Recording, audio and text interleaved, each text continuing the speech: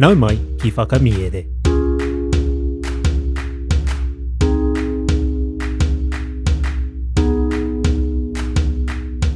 Nau mai hoki mai ki whakamiere. Welcome back to Whakamiere, our podcast where we share reo Māori translations of stories. Our Pakiwaitara for Maehe, for March, is Wini-te-Pū te Upoko Tuatoru by A.A. Milne. As with each chapter in this classic puka puka, it is its own Pakiwaitara, so you can really listen to them in any order. A reminder as well to our listeners that we have new reo Māori stickers that are free and available to everyone. They're perfect for customising your pātara wai, your lunchbox, your rorohiko, or even your waka. Stick around at the end of Wini-te-Pū to learn more. There aren't really any kupu hou to be aware of in this Pakiwaitara, but you should probably know that wuhara means Woozle and wihara means Wizzle. Kia are mai ngā taringa, listen out for these kupu in the Pakiwaitara. Kia hānea nā te noho, whakarongo mai e hoa mā.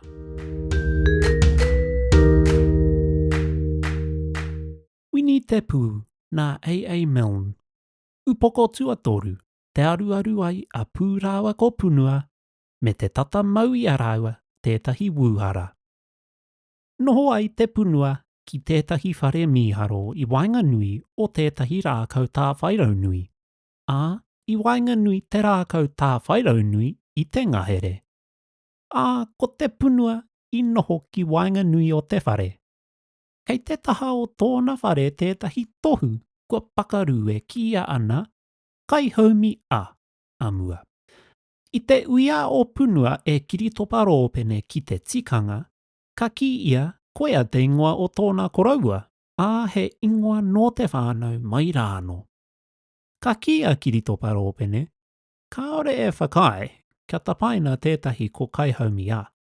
Ā, ka ki a Punua, ai, kua whakai, tā te mea i pērā tōna koraua. Me te aha, he whakarā popototanga i te kai haumi ana. He whakarā popototanga i te kai haumi anaru. Kāti e rua ngā ingoa o tōna koraua mo te tūpono ka ngaro tētahi i aia. Ko kai haumi, mo tētahi matua kēke nōnā, me anaru. Mo te kai haumi, e rua ōku ingoa, te kōrero mā kūare a kiritopa rōpene. Ana, koe rā, kua taunaki-tia, te ki atua Punua. Tērā tētahi rangi takurua paki i tahitahia e Punua te hukapapa i mua i tōna whare.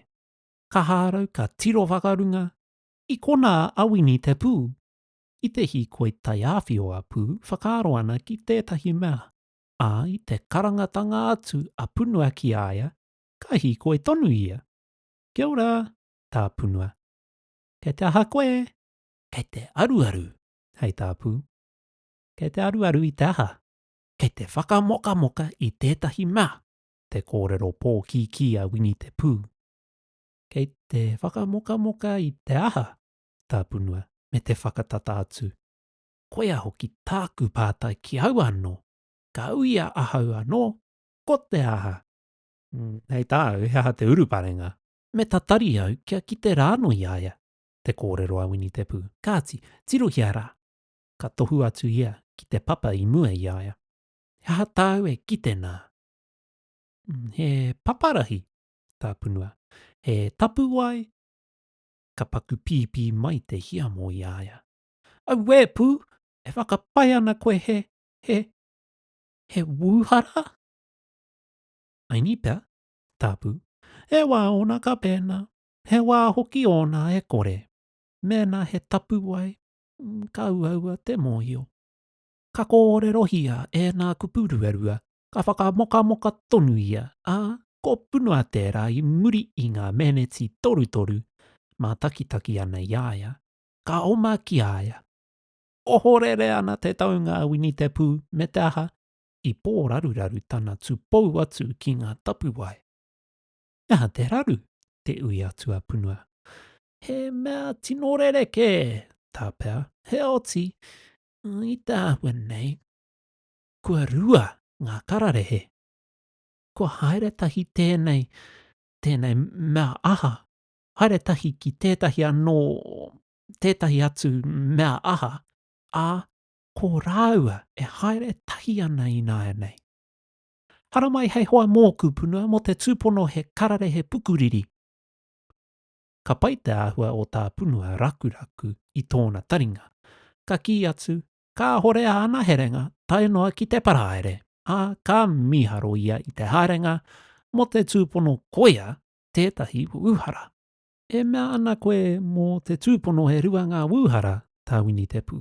Ka kia Punua a hakua tēnā, ka ore tonu ana herenga, tai noa ki te praere. Nā reira, I hoa tū rāua.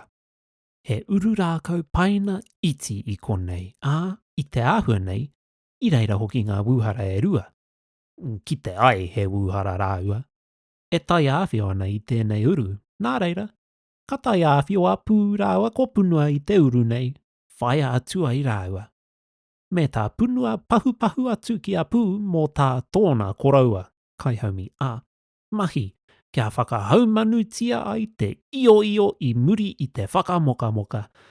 Me te pāngia hoki o tōna koraua, kai haumi I tōna pēpere koutanga e te he manawa, me etahi atu kaupaparawe. Me tā pū māharo atu ki te āhuatanga o te koraua, me te tūponotanga pētanga, e takirua koraua kē tēnei e whai ana e rāua. Ki te ai kua pēnā, mena rāne e whakai ana tāna whakahoki I tētahi ki te kāinga hei taonga māna. Me tā kiritopa rōpene kōrero. I koke tonu ngā tapuwai I mua I a rāua. Whaia nei, ka taua Wini-te-Pū, ka tohua hiamotia ai ki mua I aia. Tirohia! He aha! Tā Punua o horere nei. Kātahi e whakaatua I te korenga ona I mataku. Ka peke anō ia engia he momo whakangungutanga. Ko ngā tapuwai, te kōrero a Pū. He karare he tua toru, kua tūhono atu ki te takirua anō. Te tangi a Punua. E whakapai ana koe. He wuhara anō. E kao, tā Pū. Tā te mea e rere ana tōna āhua.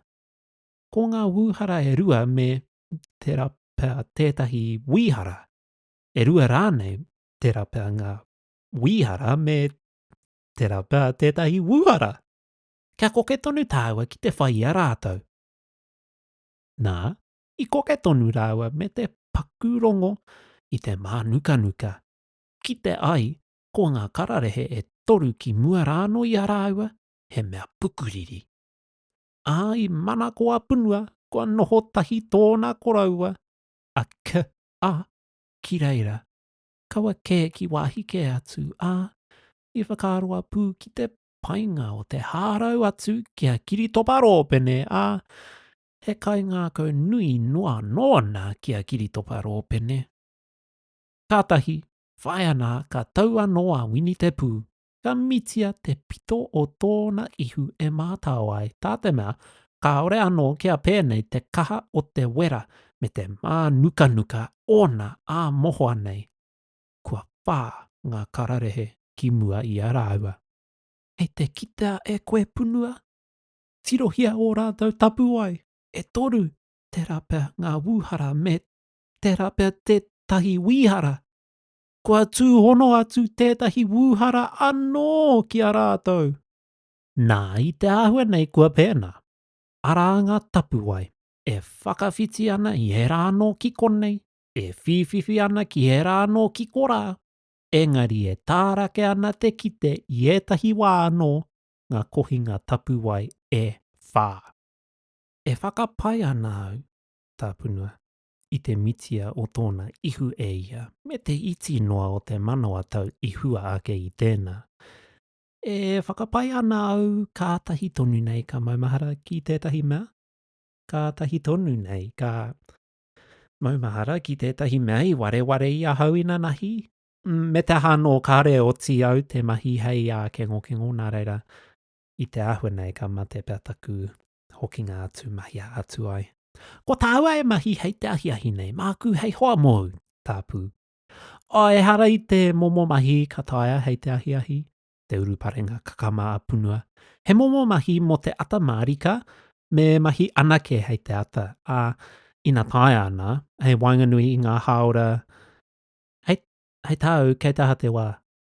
Ngā hua te kaumārua, te kia Wini-te-Pū, tiro atu ana ki te rā. I wainga tākua ki nei i te kaumārua me te rima meneti mai. Nā reira e ko e pū tukuna au kia haere. Hea tēnā, ka tiro whakarunga a pū, mea rawa ake.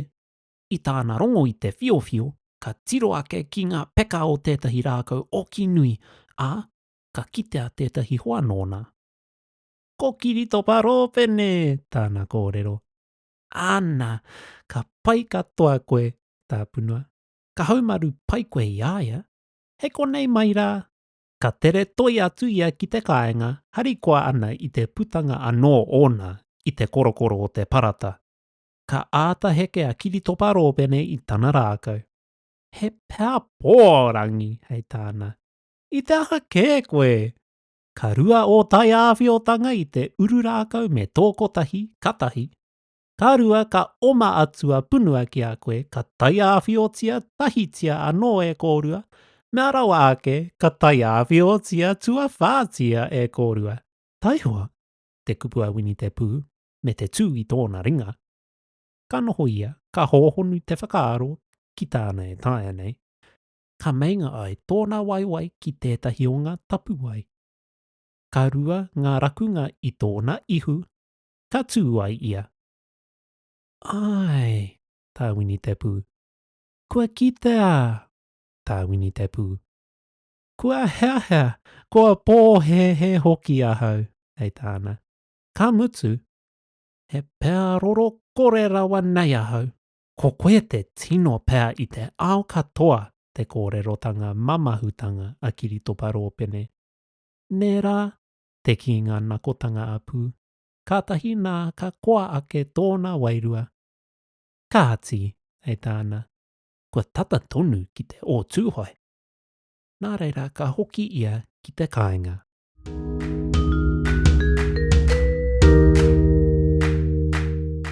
Tēnā rā koe i whakarongo mai ki whakamiere. Thank you for listening to Whakamiere. Our brand new stickers are available to everyone who supports us on Patreon. This includes free members, so it doesn't cost you a cent. If you do sign up to one of the paid tiers, starting at just $6, you get your choice of stickers. We have 3 amazing designs, each in 2 different sizes, and you can check them all out on Patreon and Instagram. This offer is valid for all current and new members until all the stickers are gone, so tell all your friends and whānau. Join us next time for a new episode, and I'd like to mihi to those supporters on Patreon. It's thanks to them that we're able to keep this podcast ad-free. If you have friends and whānau who would like the kaupapa, please share it with them as well. Check out Patreon for all the kōrero about subscriptions and how to join our whānau whakamiere, and follow us on Instagram for more kōrero. O Taurapa e mihi nui ana, hei a koe nei e hoa.